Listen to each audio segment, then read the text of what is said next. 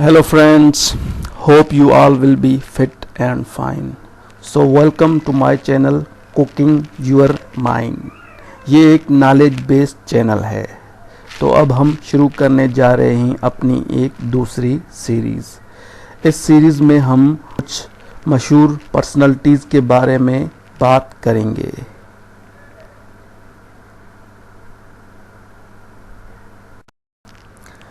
कुछ दिनों से बरतानिया की सियासत में एक हलचल सी मची हुई है और ये हलचल बोरिस जॉनसन की वजह से है।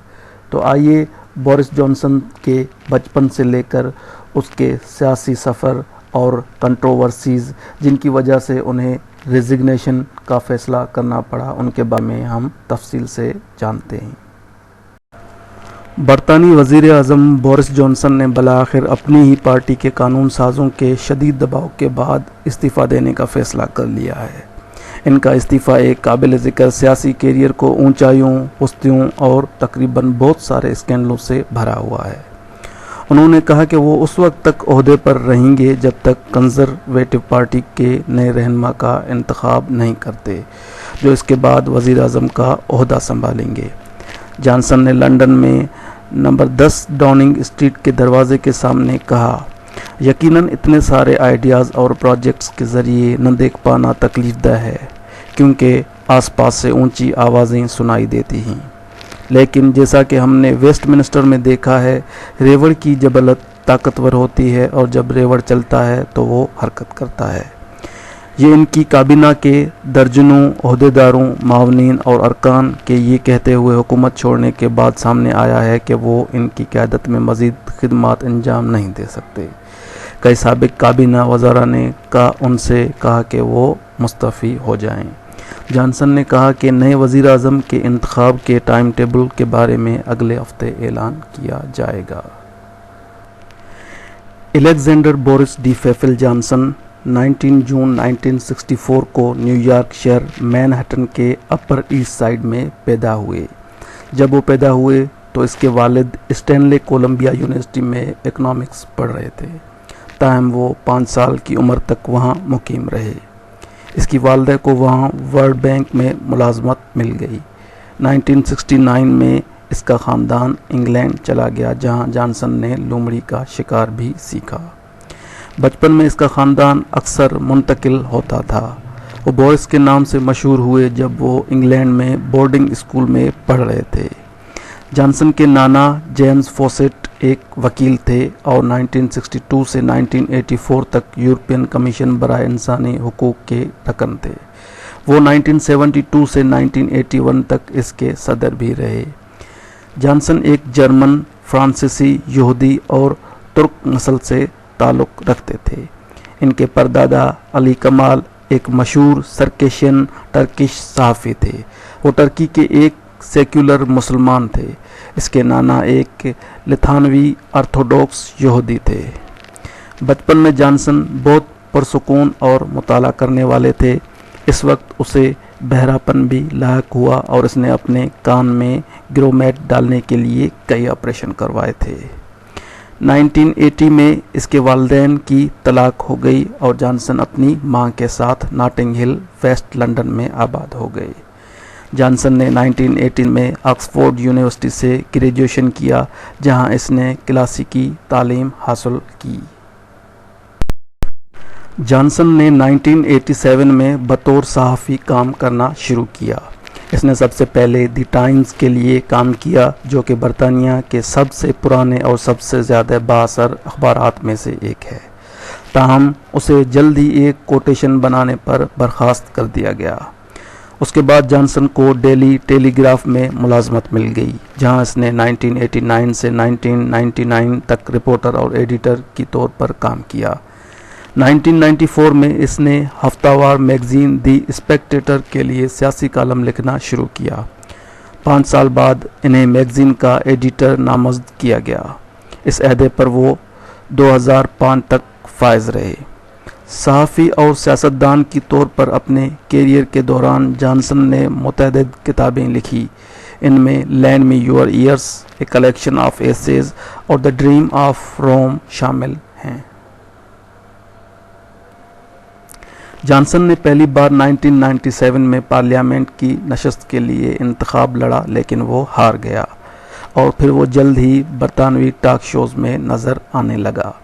جانسن مقبول ہوا اور جب وہ 2001 میں دوبارہ عہدے کے لیے لڑا تو وہ جیت گیا۔ وہ ٹیلی ویژن پر کثرت سے نمودار ہونے لگا اور ملک کی سب سے زیادہ پہچانی جانے والی سیاستدانوں کی فہرست میں شامل ہو گیا۔ 2007 میں جانسن لندن کے میئر کی دوڑ میں شامل ہوا اور ایک تھوڑے سے مارجن سے جیت گیا، اور یہ واضح ہو گیا کہ جانسن کے پاس شہر کے لیے کوئی منصوبہ نہیں تھا، لیکن پھر بھی وہ 2012 میں ایک بار پھر منتخب ہو گیا۔ 2015 میں جانسن پارلیامنٹ میں واپس آیا اور میئر کے لیے دوبارہ انتخاب نہ لڑنے کا فیصلہ کیا۔ 2016 میں برطانوی ووٹر سے کہا گیا کہ وہ فیصلہ کریں کہ آیا برطانیہ کو یورپی یونین میں رہنا چاہیے یا اسے چھوڑنا چاہیے۔ جانسن بہت سے قدامت پسند سیاستدانوں کی طرح چھوڑو مہم کے زبردست حامی تھے۔ جب 52% ووٹروں نے یورپی یونین چھوڑنے کا انتخاب کیا تو وزیر اعظم ڈیوڈ کیمرون نے استعفیٰ دے دیا اور تھریسا مے اگلی وزیر اعظم بن گئی۔ اس نے جانسن کو اپنا خارجہ سیکریٹری منتخب کر لیا۔ وہ یورپی یونین سے برطانیہ کے اخراج کے سلسلے میں اٹھائے گئے اقدام سے متفق نہیں تھے، اس لیے انہوں نے جولائی 2018 میں عہدے سے استعفیٰ دے دیا۔ مئی 2019 میں تھریسا مے نے اعلان کیا کہ وہ 7 جون کو کنزرویٹو پارٹی کے رہنما کے عہدے سے مستعفی ہو جائیں گی۔ وہ اس وقت تک نگران وزیر اعظم رہیں گی جب تک ان کی پارٹی نیا لیڈر منتخب کر سکتی ہے۔ جولائی میں جانسن کو پارٹی کا سربراہ منتخب کیا گیا اور وہ وزیر اعظم بن گئے، اور اس وقت سے وہ وزیر اعظم کے طور پر خدمات انجام دے رہے ہیں۔ اب آئیے جانتے ہیں کہ بین الاقوامی سطح پر ان سے نفرت کیوں کی جاتی ہے اور آج انہوں نے استعفیٰ دینے کا فیصلہ کیوں کیا۔ بہت سے تنازعات ہیں جنہوں نے ان کا امیج خراب کیا، آئیے ان پر بات کرتے ہیں۔ آکسفورڈ یونیورسٹی سے گریجویشن مکمل کرنے کے بعد جانسن کو 1987 میں دی ٹائمز اخبار میں ٹریننگ رپورٹر کی طور پر نوکری ملی۔ یہاں انہیں ایک اسٹیٹمنٹ کوٹ کرنے پر اپنی نوکری سے ہاتھ دھونا پڑا۔ انہوں نے کنگ ایڈورڈ II اور مونارک کے بارے میں ایک شبہ ظاہر کیا کہ وہ ایک گے لور ہے، تو اس کی وجہ سے انہیں اس نوکری سے ہاتھ دھونا پڑا، اور اس واقعے کو یاد کر کے وہ کہتے ہیں کہ یہ ایک بہت خوفناک واقعہ تھا، مجھے شرم اور جرم کا گہرا احساس یاد ہے۔ 2004 میں جانسن کو شیڈو منسٹر اور کنزرویٹو پارٹی کے وائس چیئرمین کی طور پر مائیکل ہارورڈ نے اپنی ازدواجی معاملات کے بارے میں جھوٹ بولنے پر ان کو ان کی پوسٹ سے برطرف کر دیا۔ جانسن نے دوسری شادی کی تھی اور یہ بات انہوں نے ان سے اور پارٹی سے چھپائی تھی۔ ایک ٹیبلوئڈ نے انکشاف کیا کہ اس کے ایک اور عورت کے ساتھ بھی تعلقات تھے۔ جانسن نے اس الزام کی تردید کی۔ اپنے جاب سے نکالنے پر انہوں نے کہا کہ یہ ایک افسوسناک دن ہے جب لوگوں کی نجی زندگی کو سیاسی سازشوں میں شامل کیا جاتا ہے۔ 2005 کے یونائیٹڈ کنگڈم کے عام انتخابات کے دوران جانسن نے یہ کہہ کر ایک تنازع کھڑا کر دیا کہ ٹوری کو ووٹ دینے سے آپ کی بیوی کی بریسٹ بڑی ہوگی اور آپ کے BMW کے مالک ہونے کے امکانات بڑھ جائیں گے۔ بورس جانسن کو اپنی زبان پر بالکل قابو نہیں تھا۔ 2006 میں جانسن نے باراک اوباما پر ایک تبصرہ کیا۔ جب باراک اوباما نے تبصرہ کیا کہ برطانیہ کو یورپی یونین میں رہنا چاہیے، اس تبصرے پر جانسن نے کہا، کینیا کے جزوی صدر کو برطانوی سلطنت سے آبائی ناپسندیدگی ہے، جس کے چرچل اتنا پرجوش محافظ تھے۔ اوباما کے مرحوم والد کا تعلق کینیا سے تھا، جو ایک سابق برطانوی کالونی تھی جس نے 1960 کی دہائی میں آزادی حاصل کی تھی۔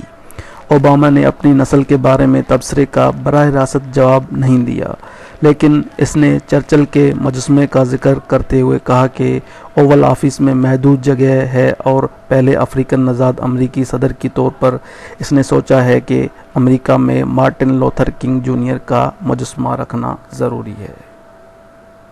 बोरिस जॉनसन ने दी टेलीग्राफ के लिए एक मजमून में हिलरी क्लिंटन पर तबसरा किया। उसने कहा कि हिलरी के रंगे हुए सुनहरे बाल हैं और उसके पाउटी होंठ हैं, जैसे कि वो एक दिमागी अस्पताल में एक उदास नर्स हों।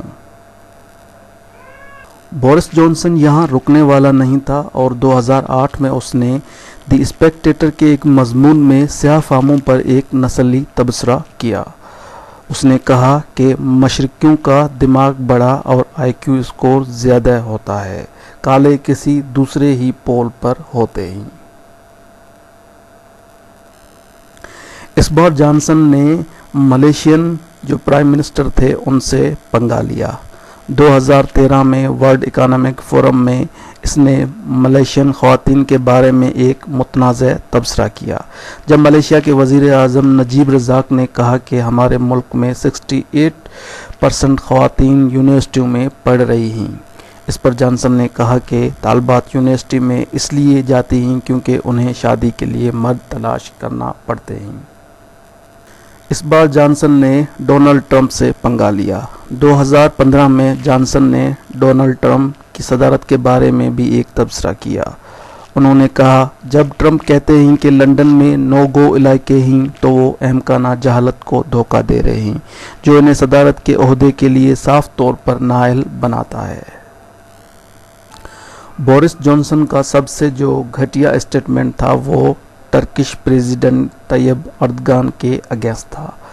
उसने टर्किश प्रेसिडेंट तैयब अर्दगान के बकरी के साथ जिनसी ताल्लुकात के बारे में अपना जहराना लाइमरिक शाये किया। उन्होंने टर्किश सदर को वैंकरर भी कहा। बोरिस जॉनसन घटिया स्टेटमेंट देने के साथ साथ एक झूठे शख्स भी थे। अपनी ब्रेक्सिट मुहिम में उसने ये दावा करते हुए एक झूठा तबसरा किया कि हमने यूरोपियन यूनियन को एक हफ्ते में 350 मिलियन पाउंड्स भेजे हैं और इसके बजाय अगर हम NHC अपनी नेशनल हेल्थ सर्विस को फ़ंड देते तो ये हमारे हक में मज़ीद बेहतर रहता। उसके बाद ये ज़ाहिर हुआ कि जो इन्होंने 350 मिलियन पाउंड का जिक्र किया था वो दर हकीकत 199 मिलियन पाउंड थे।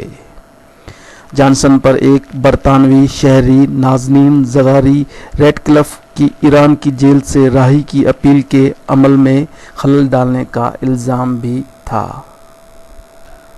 बोरिस जॉनसन ने रुकने का नाम नहीं लिया और एक बार फिर उन्होंने लाशों की भी तज़लील की। 2017 में लीबिया के एक शहर सैरिट के लिए इनकी लाशों के तबसरे की वजह से इन्हें तनकीद का निशाना बनाया गया।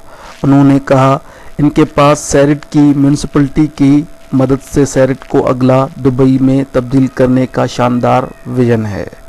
इन्हें सिर्फ एक काम करना है, लाशों को साफ करना है। इस बार बोरिस जॉनसन ने मुसलमान औरतों को ठेस पहुंचाने का फैसला किया। 2018 में उसने मुस्लिम ख़वातीन पर एक तबसरा किया। उन्होंने सर ढांपने वाली मुस्लिम ख़वातीन का मुआवजना लेटर बक्स और बैंक लुटेरों से किया। उन्होंने कहा कि अगर इस तरह की औरतों को इनकी ऑफिस में आना है तो वो नकाब उतार कर आएं। बोरिस जॉनसन और इनकी पार्टी के अरकान कई जिनसी स्कैंडल्स में मुलविस थे। कंजर्वेटिव रकन पार्लियामेंट इमरान अहमद खान ने 15 साल लड़के के साथ जिनसी ज़्यादती का इल्ज़ाम साबित होने के बाद इस्तीफ़ा दे दिया था। एक और कंजर्वेटिव MP नील पेरिश ने इस एतराफ़ के बाद इस्तीफ़ा दे दिया कि उन्होंने हाउस ऑफ कॉमन्स में 2 बार अपने फ़ोन पर फैश फिल्में देखी थी। एक और कंजर्वेटिव MP को असमत दरी, जिनसी ज़्यादती और दीगर जुराइम के शुबे में गिरफ़्तार किया गया था। MP को मई में ज़मानत दी गई थी और मुबीना मुतासरा की शनाख्त के तहफ़्फ़ुज़ के लिए मीडिया में इसकी शनाख्त नहीं की गई। जोरिस खुद भी कई स्कैंडल्स में मुलविस थे।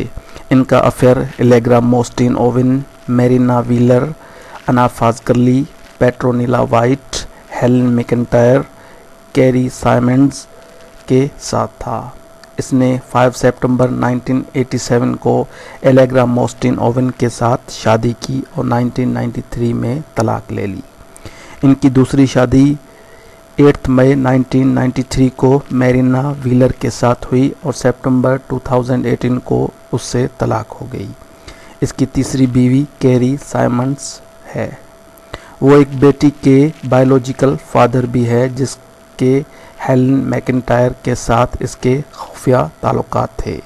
وہ چاہتے تھے کہ میڈیا ان کی بیٹی کے وجود کی اطلاع نہ دے، لیکن عدالت نے فیصلہ دیا کہ عوام کو جانسن کے لاپرواہ رویے کے بارے میں جاننے کا حق ہے۔ 10 ڈاؤننگ اسٹریٹ پر 2020 میں کووڈ لاک ڈاؤن قوانین کے خلاف منعقدہ پارٹیوں کی ایک سیریز نے ایک اسکینڈل بنایا جسے پارٹی گیٹ کہا جاتا ہے۔ وہ کووڈ کے دوران کئی پارٹیوں میں شامل رہے۔ اس پر اسے جرمانہ بھی کیا گیا۔ جب ملکہ الزبتھ کے شوہر پرنس فلپ کا انتقال ہوا تو وہ ایک پارٹی میں جشن منا رہے تھے اور ملکہ الزبتھ تنہا بیٹھی اپنی شوہر کی موت کا ماتم منا رہی تھی۔ اپنے اس عمل پر انہوں نے بعد میں ملکہ الزبتھ کے ساتھ معافی بھی مانگ لی۔ جانسن کے لیے اصل پریشانی گزشتہ سال کے آخر میں اس وقت شروع ہوئی جب اس نے ایک بدعنوان ٹوری ایم پی اوون پیٹرسن کو تحفظ فراہم کرنے کے لیے پارلیمانی قوانین کو تبدیل کرنے کی کوشش کی، جو کہ ایک موکل کی جانب سے لابی کے لیے پیسے جمع کر کے اپنے عہدے کا غلط استعمال کرتے پائے گئے تھے۔ جانسن کے دفتر نے ایم پی کرسٹوفر پنچر کے خلاف ماضی میں جنسی طور پر ہراساں کرنے کے الزامات کے بارے میں غلط معلومات فراہم کی۔ پچھلے ہفتے پنچر کو پارٹی سے اس بات کا اعتراف کرنے کے بعد معطل کر دیا گیا تھا کہ انہوں نے شراب پی کر کچھ لوگوں کو تکلیف دی۔ مسٹر جانسن کو نشانہ بنانے کا تازہ ترین اسکینڈل قانون ساز کرسٹوفر پنچر کے گرد گھومتا ہے، جنہیں فروری میں ڈپٹی چیف ویپ کے طور پر مقرر کیا گیا تھا۔ یہ الزام لگایا گیا تھا کہ مسٹر جانسن پنچر کے خلاف الزامات سے واقف تھے اور پھر بھی انہیں ترقی دے کر ویپ کی پوسٹ پر نامزد کیا۔ اس کے بعد برطانیہ کی حالیہ سیاسی تاریخ میں وزراء اور اعلیٰ معاونین کا ایسا اخراج ہوا جو پہلے کبھی نہیں دیکھا گیا تھا۔ یہی اسباب تھے جن کی وجہ سے بورس جانسن کا امیج لوگوں کے درمیان اتنا خراب ہو گیا تھا کہ انہیں مجبوری کے طور پر ریزائن کرنا پڑا۔